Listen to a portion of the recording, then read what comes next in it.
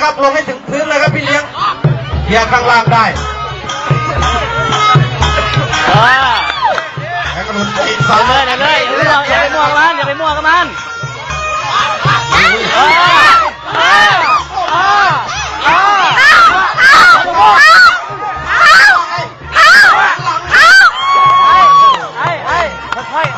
ยังม่วงไปยังเดียวใจเย็นดูเตะเลยเตะเลยวันนี้ซีอุยจะชกมวย เตะเลยซีอุยขยับเข้าหาขามันเจ็บขาแหลงเราลุ้นจนต้องมันเจ็บจะไม่ทันต่อยมึงนะตีขวาตามหลังแดงไปซีอุยเตะขวาพลิกไป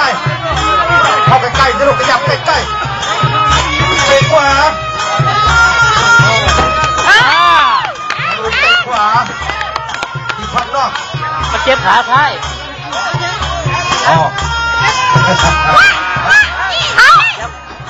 เน้นแทงว่าไง